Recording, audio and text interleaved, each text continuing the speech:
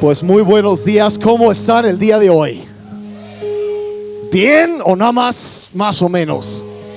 ¿Cómo están? Yeah. Pueden tomar sus lugares. Gracias, Carlos, gracias. Quiero agradecer la invitación de poder estar con ustedes otra vez en amor y en verdad. Es una congregación. Yo la verdad me siento, fue una cosa que a mi esposa, yo cuando venimos la primera vez, finales del año pasado, no me acuerdo bien. De repente, no es por la vejez, pero se me cruzan las fechas de repente. ¿A alguien más le pasa eso o soy el único? Oh, gracias, me siento mejor. Y la verdad, entramos acá y nos llevamos la sorpresa. Aparte de que la gente del norte de México, yo soy hijo de misioneros, crecí en Sonora. Entonces, el norte, sí. Y hay una calidez tan especial, tan bonita. Y la verdad, cuando Mari y yo llegamos acá el domingo nos sentimos como en casa. Es como la iglesia en Oaxaca aquí es algo impresionante. Y amamos a los pastores, a Jorge y Telma, a todo el equipo aquí. Es un privilegio y una alegría para mí poder estar con ustedes el día de hoy. Entonces, ¿cuántos están listos para entrar en la palabra de Dios? Una palabra de Dios puede cambiar tu vida para siempre. Y yo traigo algo en mi espíritu el día de hoy. Si traes tu Biblia o tu teléfono, tu tablet, donde tengas la palabra de Dios, busca por favor Marcos capítulo 6. Y si estás tomando nota, vas a querer anotar lo siguiente. Anota lo de los panes. Así, lo de los panes. Es el título más extraño que has oído a mejor para una prédica, pero ahorita van a entender por qué es una frase tomada de la Biblia, lo de los panes. Y el mensaje que quiero compartirles el día de hoy es algo que yo cuando hace varias semanas, cuando estaba hablando con el pastor Jorge, terminé de hablar y casi inmediatamente empecé a sentir en mi espíritu que debía hablar sobre esto. Entonces yo creo que hay algo muy especial para cuando menos algunos que están aquí el día de hoy.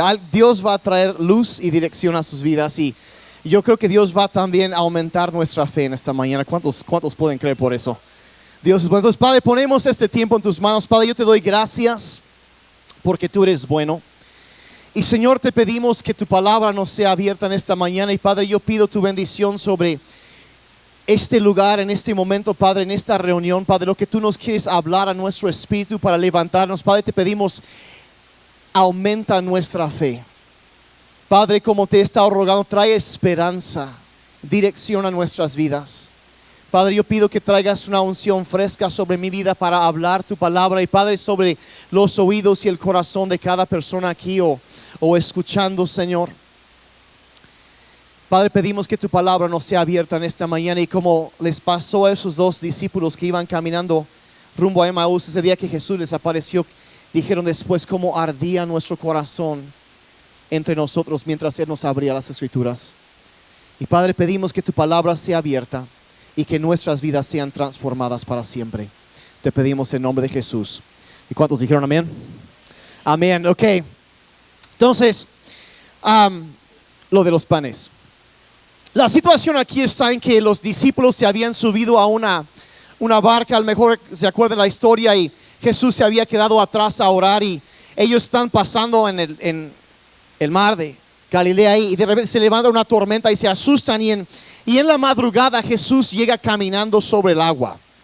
¿Se acuerdan de la historia?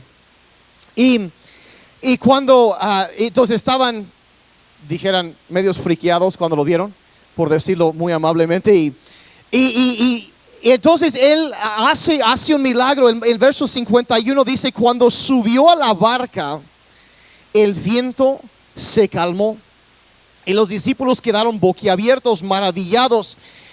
Verso 52 dice: todavía no entendían, ¿qué dice? Lo de los panes. Todavía no entendían lo de los panes, pues tenían la mente ofuscada, o sea que tenían la mente oscurecida, o la NBI dice la mente embotada. Y no entendían lo de los panes. Entonces está hablando, esta historia sucede inmediatamente después de otro milagro que Cristo había hecho cuando alimentó a los 5,000. Pero dice que había algo que Él hizo, que ellos no entendieron lo de los panes. No entendieron lo que estaba pasando y se está refiriendo aquí al milagro unos versos antes de alimentar a los 5,000. Y por lo que leemos en este pasaje, podemos darnos cuenta de que había algo que Jesús, Él no hacía las cosas nada más al azar, sino que lo hacía porque quería enseñarles algo a los discípulos, porque dice que ellos tenían la mente cerrada, dice una versión, y no aprendieron lo de los panes. Entonces lo de los panes es algo que tenemos que aprender, tenemos que entender. Y es obvio que había una lección ahí que Jesús quería enseñar. Entonces vamos a ver qué sucedió antes de ese milagro. Regresamos en Juan capítulo 6, versos 5 y 6. Dice: cuando Jesús alzó la vista, vio mucha gente que venía hacia él. Entonces le dijo a Felipe: ¿dónde vamos a comprar pan para tanta gente? Dijo esto para ponerlo a prueba, porque él ya sabía lo que iba a hacer. Jesús, entonces él entraba en la situación y, como dijera el gran filósofo, no lo tenía todo fríamente calculado. Él sabía lo que iba, pero él estaba haciendo algo para probar a los discípulos. Había una lección que él quería enseñarles. Y cuando captas lo de los panes, te va a cambiar tu perspectiva hacia la vida.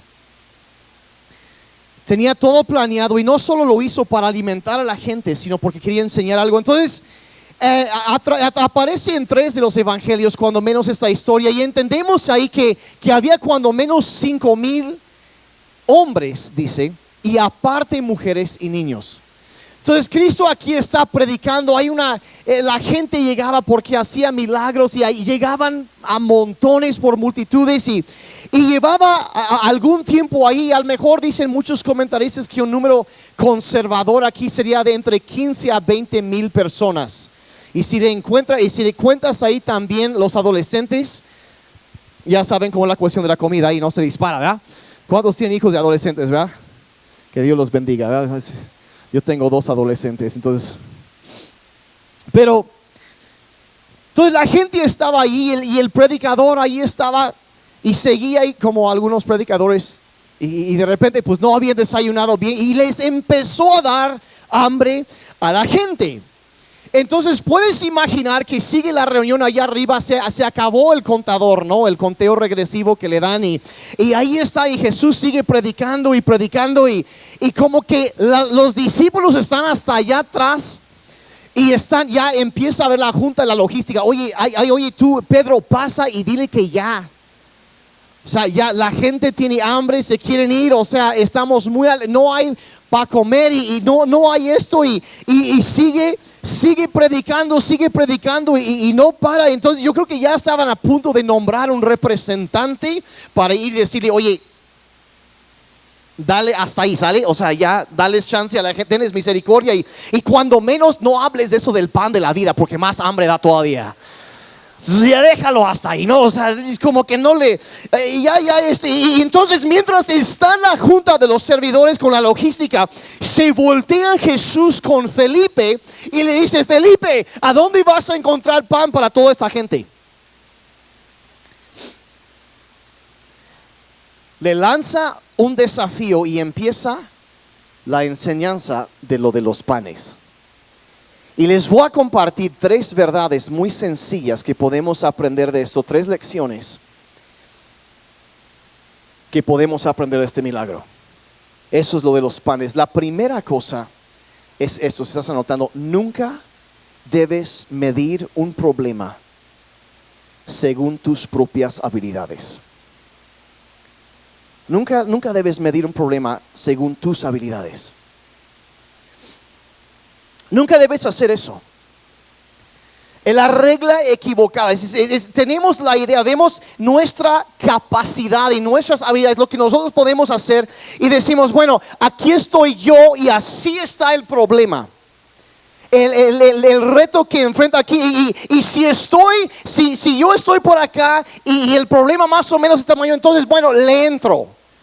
Estoy más o menos a la medida, entonces le enfrento. O sea, ahí le entramos, a ver si podemos hacer que funcione esto. Pero cuando enfrentas un problema, alguna situación difícil en tu vida, y te sientes pequeño junto al problema o la situación que vas enfrentando, la necesidad que se presenta, si te sientes pequeño junto a eso, muy difícilmente vas a tomar la iniciativa para enfrentarlo. Porque lo estás midiendo de acuerdo a tus propias habilidades. Miren, el mundo está lleno de problemas y desafíos enormes. Está lleno de eso. Y la verdad, si nosotros, la iglesia, los hijos de Dios, no tomamos la iniciativa de enfrentar, de sí, en esos momentos agarrar el toro por los cuernos, nadie lo va a hacer.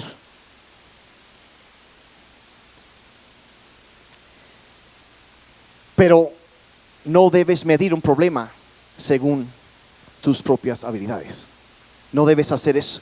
Eso fue lo que los discípulos hicieron. Es lo que hizo Felipe. Midió el problema según lo que él tenía presente. Ahí se dio cuenta, no tenemos lo que necesitamos. En el verso 7 dice, él hace lo que todo mundo hace normalmente cuando enfrenta una situación así. ¿Sí? Entró en pánico. ¿Cuántos conocen ese sentir? Y Juan capítulo 6 verso 7 dice, ni con el salario de 8 meses podríamos comprar suficiente pan para darle un pedazo a cada uno. O sea, ni lana ni menos comida hay. ¿Y cómo le vamos a hacer? ¿De qué estás hablando? Es imposible. Es un desierto. No había ni siquiera un carrito de burritos cerca. ¿Qué vas a hacer? Ya sea que no hay una miscelánea, no hay nada. Entonces no había recursos. Él estaba inmediatamente, Felipe se dio cuenta que era imposible. Pero miren, les voy a contar un secreto acerca de Jesucristo, ¿les parece? Que no salga de aquí ni del internet, hasta ahí llega. Era una situación imposible. A Jesucristo le encantan las situaciones imposibles.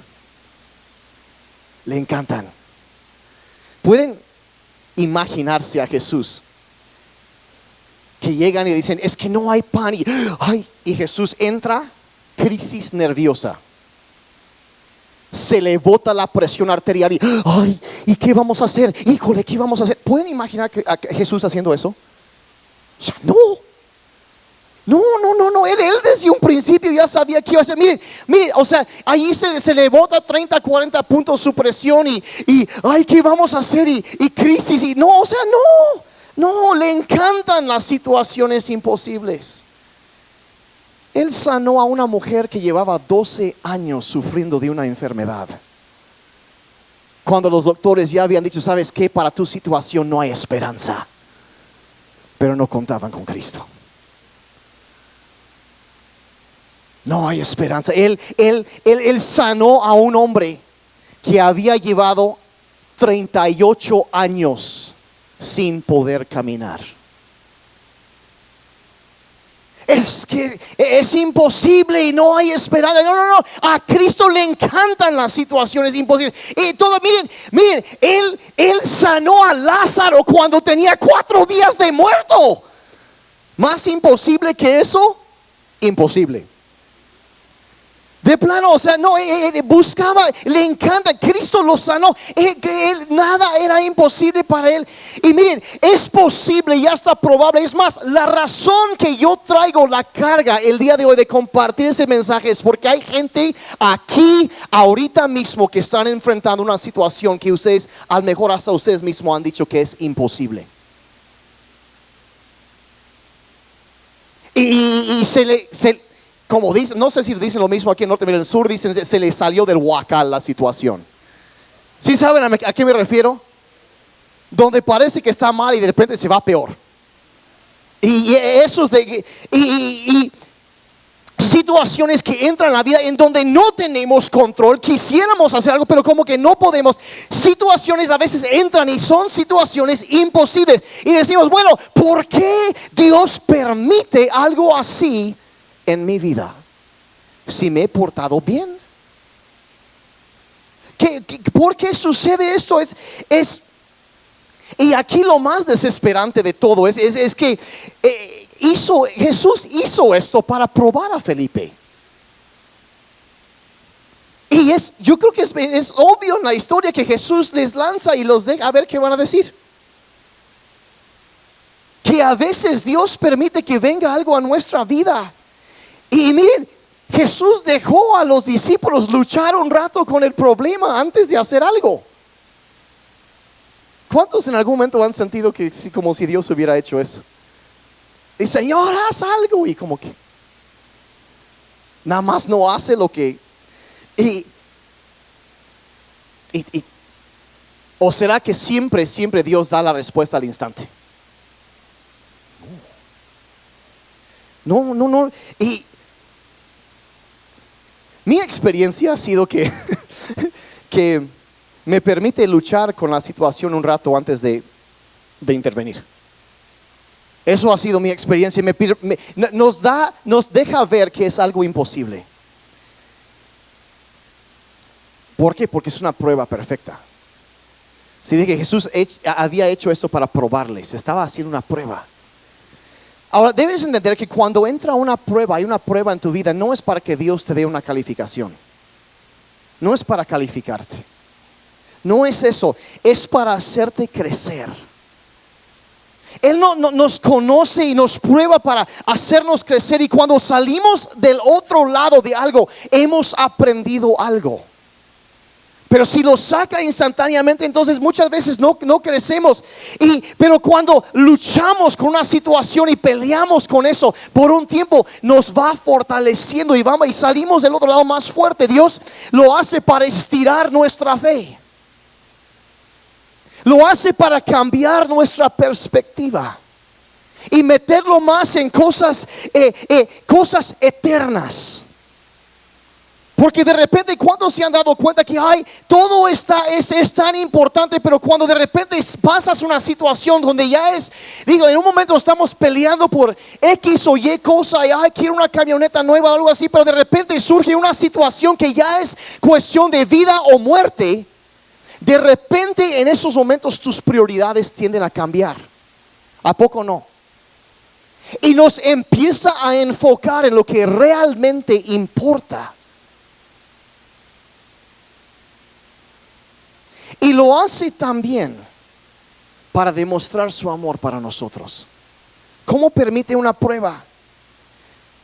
Cuando salimos del otro lado nos damos cuenta que Él sí nos amó durante todo el problema. Que ahí estaba con nosotros. Mira, la razón a veces, ¿por qué está pasando eso? Mira, la razón que Dios permite situaciones imposibles en nuestra vida es para hacernos recordar que Él está ahí. Él sigue ahí. Y esta lección es: no debes medir los problemas según tus habilidades, mídelos según el tamaño del poder de Dios. Esa es la medida para arreglar, es la regla, es para medirlo, es eso, según el poder de Dios. Es lo primero. La segunda cosa, voy corriendo, es esto que podemos aprender: que lo poco en las manos de Jesús se vuelve mucho. Lo poco en las manos de Jesús, y es como una báscula. Quizás es parecido, pero tenemos a veces como una báscula mental, y cuando enfrentamos una situación tratamos de balancear todo, ¿o no? Queremos como que, de este lado está el problema y de este lado están los recursos, y si está balanceado, pues le entramos, esto va a funcionar. Pero ¿qué haces cuando de un lado hay 5,000 hombres, más mujeres, niños y adolescentes, y del otro lado tienes 5 panes y 2 peces? Esos son los recursos que tienes. ¿Qué haces en esas situaciones? O sea, y Jesús estaba enseñando algo aquí. La lección ahí, lo poco en las manos de Jesús se vuelve mucho. Entonces le pregunta a Felipe, y Felipe dice, no, pues no. Y luego entonces Andrés, el hermano de Pedro, le dice a Jesús, Juan 6:9, dice, aquí hay un muchacho que tiene 5 panes de cebada y 2 pescados. Pero ¿qué es eso para tanta gente? ¿Qué es eso? O sea, no. Miren, era la oportunidad de Andrés de quedar como el héroe de la historia, el héroe de la fe. Hubiera podido decir, Jesús, aquí hay 5 panes y 2 peces y yo sé que eso es todo lo que tú necesitas. Pero no lo hizo. No lo hizo. Dices, pero ¿qué es eso para tanta gente? ¿Qué es eso para? O sea, pudo haber, pero no, es muy poco para toda. O sea, lo regó por completo. Era su oportunidad de brillar y se lo echó. Y Felipe, en el primer lugar, él había dicho, sabes que la necesidad es demasiado grande, se necesita mucho, una fortuna. Felipe estaba viendo el problema. Andrés decía, es imposible, no tenemos suficiente, nosotros no podemos suplir esa necesidad. Entonces Andrés se estaba viendo a sí mismo. Uno veía el problema, el otro veía a sí mismo, pero el milagro de Jesús aquí satisface los dos. Se necesita demasiado. Miren, ninguna necesidad es demasiado grande para Jesucristo. Nada. Ay, pero no tenemos suficiente. Lo poco en las manos de Jesús se vuelve mucho. La lección más básica de toda esta historia que podemos aprender es esto: que si tú y yo, en medio de una gran necesidad, tomamos lo poco que tenemos y lo ponemos en las manos de Jesús, será más que suficiente para que Él haga lo que quiere hacer en nuestras vidas. Porque lo poco en las manos de Jesús se vuelve mucho. Y esa realidad es una verdad que se enseña tantas veces a través de la Biblia. ¿Se acuerdan quizá algunos de Gedeón? El antiguo empieza con un ejército de 30,000 personas, más de 30,000, y se reduce a nada más 300, nada más 300, pero fue lo que fue necesario para lograr una victoria. Cuando David iba a enfrentar a Goliat, todo el ejército israelita se redujo a un chamaquito, una onda y 5 piedras. Pero lo poco en las manos del Señor se vuelve mucho. Y Dios ganó la victoria. Y una y otra vez, y vean lo que Jesús hizo con los 5 panes y 2 peces. Mateo 14, 19 y 20 dice, la gente se fue sentando en la hierba a petición de Jesús. Y él, tomando 5 panes y los 2 peces, miró al cielo, los bendijo y comenzó a partir los panes y darlos a los discípulos para que los distribuyeran entre la gente.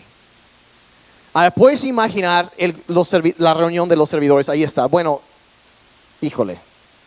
Entonces Cristo toma el pan y puedes imaginar a algunos de los discípulos. Ay, no quiero ver.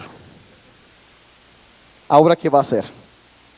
¿Quién sabe qué va a pasar ahora? No lo quiero ver. No.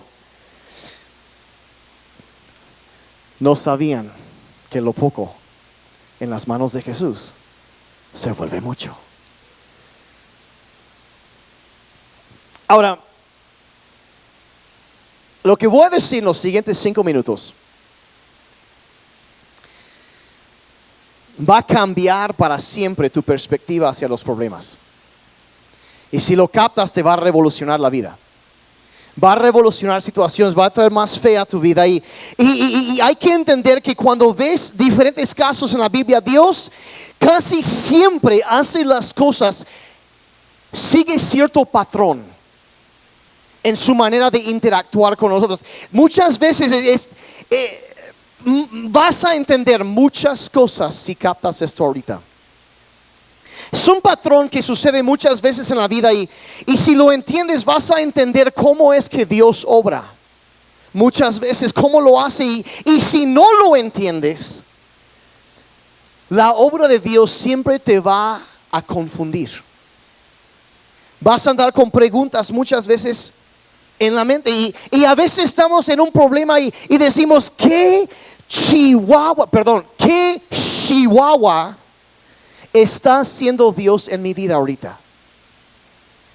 ¿Qué está pasando? ¿Qué está pasando? Mira, ¿qué es lo que Dios es? ¿Será que Dios ya me dejó? ¿Qué está pasando? Pero cuando entiendes este proceso, estas etapas de cómo Dios hace cuando en casi cada situación difícil que las personas han pasado con Dios, la primera etapa de un problema es esto, que Dios reduce nuestros recursos. Reduce los recursos, que es exactamente lo opuesto que lo que tú y yo pensamos que Él debería hacer, ¿verdad? Tienes un problema y una visión grande, una meta grande, y de repente como que se reduce todo. Nosotros pensamos que si Dios quiere que yo haga algo, lo primero que Dios debería hacer como una señal, ¿verdad? Es retacar mi cuenta en el banco hasta reventar y entonces le entramos. ¿Cuántos dijeron amén, verdad? ¿Cuántos no quisieran? Sí, quisiéramos eso. Quisiéramos o darme más energía. Es que hay que hacer esto. Híjole, ya estoy tan cansado. ¿Cómo le voy a agregar más? ¿Cómo hacernos sentir como si fuéramos Superman para conquistar el mundo? Eso pensamos que es lo que Dios debería hacer, pero Dios no lo hace así. Dios redujo el ejército de Gedeón de más de 30,000 a 300. El problema seguía siendo el mismo tamaño, por cierto. Lo redujo. Redujo el ejército israelita a un chamaquito con una honda y 5 piedras. Los discípulos tuvieron que ir a buscar comida entre la gente y lo único que encontraron fueron 5 panes y 2 peces. Miren, la verdad, qué día tan triste. ¿A poco no? Dices, oye, eso está... O sea, yo creo que estaba vacía la bolsa porque pues Judas llevaba y robaba y no sé si hasta lo había dejado en vacío o qué era el problema, pero no tenía ni dinero, pues. No había nada. Dios reduce los recursos, es la primera etapa. Y luego, por si eso fuera poco, nos lleva a etapa 2, en donde Dios maximiza la necesidad. Lo maximiza, no nos deja escapar de la enormidad del problema. Y nosotros queremos escapar, queremos correr, queremos escondernos, fingir que no es para tanto, no es, no es para tanto, yo puedo solo, como los niños, yo solo.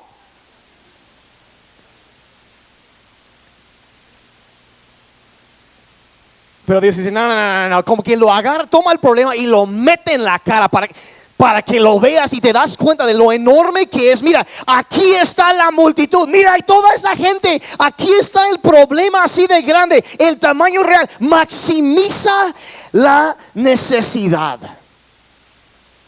¿Alguna vez te has preguntado por qué es que Dios no hace más fácil nuestra vida?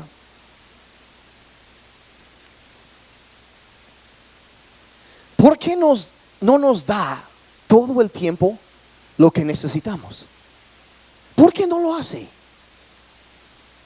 ¿Por qué no lo hace? ¿Por qué no nos da todo el dinero que necesitamos para hacer lo que necesitamos hacer? ¿Por qué no lo hace? ¿Por qué no nos da los recursos? Mire, yo creo, a lo mejor sospechan de la respuesta. Y yo creo que en parte la respuesta a todo eso es que si tuviéramos todo lo que necesitamos siempre, nos olvidaríamos de Él. Nos olvidaríamos del elemento milagroso que es tener a Cristo en nuestras vidas. Confiaríamos en nosotros mismos. Pero cuando Dios ha decidido hacer las cosas, nos damos cuenta que necesitamos de Él. Entonces, reduce los recursos y luego maximiza la necesidad. Y luego algo sucede. En medio de esa situación tan enorme de recursos reducidos y de necesidad maximizada, aquí estoy yo, aquí está el problema, aquí está todo eso, la báscula está fuera de balance. En esa circunstancia, etapa 3, alguien le confía a Dios lo poco que tiene.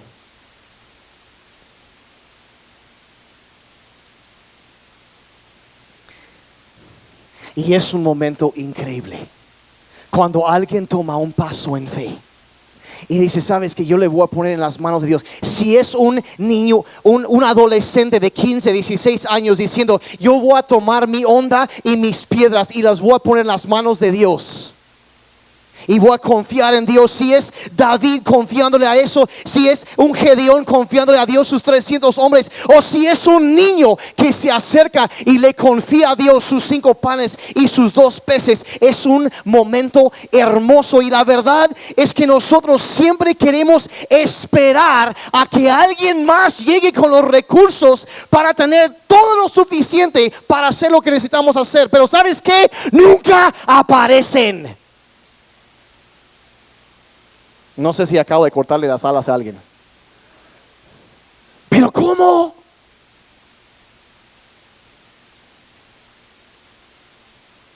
Es que y todos, pero ¿qué va a pasar ahí? Lo que pasa es que Dios espera hasta que alguien esté dispuesto a confiar en Él, aun cuando la necesidad es tan grande. Y en ese caso, pues fue un niñito. Y me es impresionante eso porque, mira, no sabemos su nombre. ¿Cuántos quisieran conocer el nombre de ese niño, no? Ahí que se acerca: oye, Jesús, yo tengo algo para ti. O sea, la verdad, pero no. Saben que muchas veces Dios obra así. Gente sin nombre, con una historia sin contar, pero gran gloria para Dios. Alguien toma un paso, alguien se atreve a creer, alguien se atreve a tomar. Esto es lo único, lo poco que yo tengo, pero lo voy a poner en sus manos y yo creo que algo va a suceder. Y entonces cuando eso sucede, llegamos a etapa 4, que Dios usa lo poco que nosotros tenemos para demostrar cuán grande Él es. Eso es lo que sucede. No es de que Jesús desecha lo que nosotros damos para hacer algo mejor. No es como que el niño se acerca y le dice: Jesús, mira, tengo mi lunch. 2 tortas de pescado y algo más aquí. Porque mi mamá me mandó para compartir, para ganarme amigos. Y Jesús no es como que ay, qué lindito, llévatelo. Ahora vean lo que yo, Jesús, puedo hacer. No lo hizo. No lo hizo. Tomó los panes, tomó los peces y los usó para suplir la necesidad. Y eso es lo que Dios hace. Toma lo que nosotros le damos y usa eso milagrosamente para suplir las necesidades.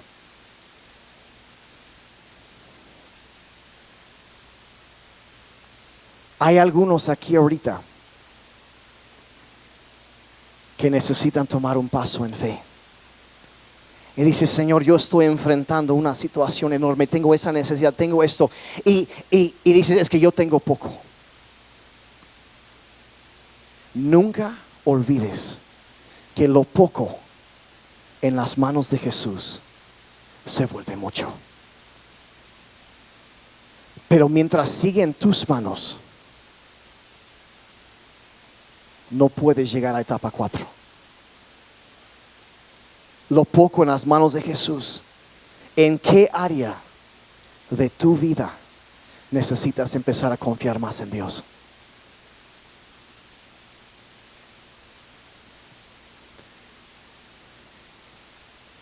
Tercera verdad, y con eso ya voy a terminar. Cada encuentro con un problema puede producir un incremento. Primero vimos que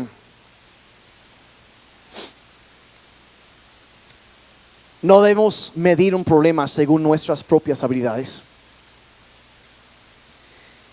Vimos que lo poco en las manos de Jesús se vuelve mucho.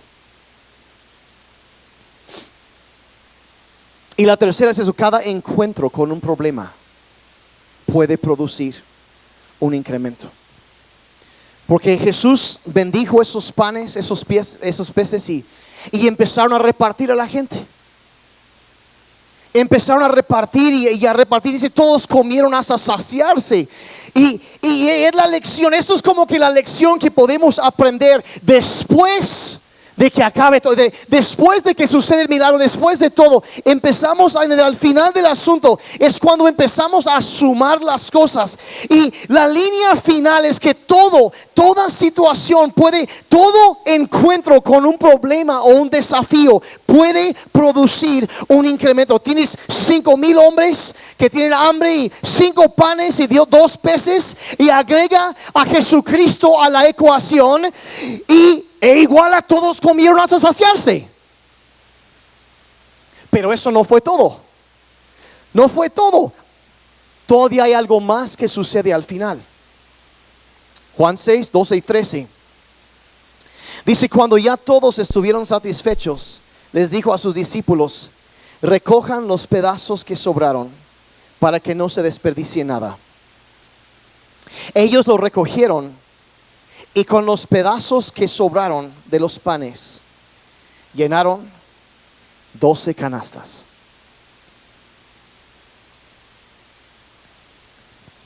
Ahora piénsenlo por un momento. ¿Se acuerdan de la junta de servidores que había? Y ahí están todos preocupados. ¿Cuántos discípulos había? 12. ¿Cuántos canastas de pan? 12. ¿Coincidencia?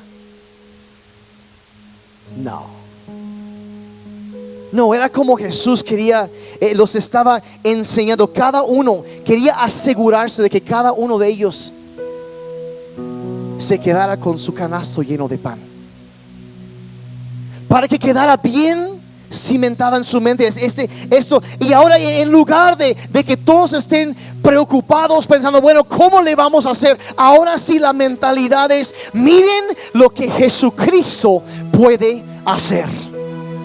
Miren lo que Dios puede hacer cuando le confiamos lo poco que tenemos, cuando en lugar de mirar los problemas, miramos a la solución, que es Él, y soltamos lo que tenemos, lo ponemos en sus manos. Miren el incremento que Cristo puede producir en nuestras vidas. No solo suplió lo que hacía falta, sino que sobró. No solo suplió, sino que sobró. ¿Y qué dice Lucas 6:38? Den a otros y Dios les dará a ustedes. Les dará en su bolsa una medida buena, apretada, sacudida y repleta. Y con la misma medida que ustedes den a otros, Dios les devolverá a ustedes. Ese es el incremento. ¿Cuándo viene el incremento en nuestras vidas? Viene cuando Cristo entra en el cuadro. Cuando dejamos de pensar en nuestras propias habilidades, en los limitantes, en los problemas, en los factores que según dicen es imposible, y nos acordamos que Él sigue siendo el Dios de lo imposible. Y Él nunca va a cambiar. Fue lo mismo ayer, es el mismo hoy y será el mismo mañana. Cuando tienen que entrar amor y verdad en una iglesia, en un lugar más grande, Él va a seguir siendo fiel. Él va a llegar, va a seguir supliendo. Pero la cosa es, tanto como se acuerdan la boda en Caná, cuando Cristo hizo su primer milagro, les dijeron a los sirvientes: llenen. ¿Se acuerdan que se había acabado el vino? Y entonces Jesús dice: llena las tinajas con agua, con lo poco que tienes. Con lo que tú tienes, ponlo en las manos de Dios. Y lo poco en las manos de Jesús se vuelve mucho. Y cada encuentro con un problema tiene potencial para un incremento.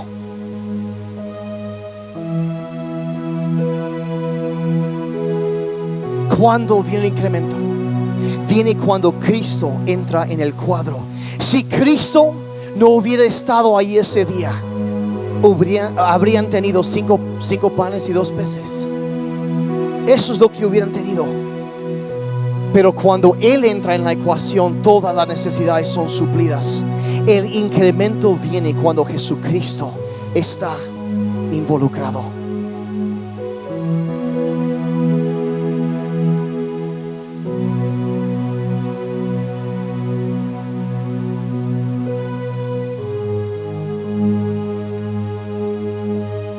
Iba a decir algo más, pero lo voy a... Hay muchas maneras en que Dios puede dar un incremento en nuestras vidas. No solo es algo financiero. Puede ser salud, puede ser descanso, pueden ser muchas diferentes cosas. Pero hay muchas maneras en que Dios puede dar un incremento, pero siempre lo hace. Y esas son las lecciones, lo de los panes. Y yo quisiera pedirles que pueden cerrar sus ojos por un momento. Yo quiero orar por ustedes esta mañana. Yo no sé si quizá hay alguien aquí que dices: yo estoy enfrentando una necesidad ahorita, hay algo imposible en mi vida.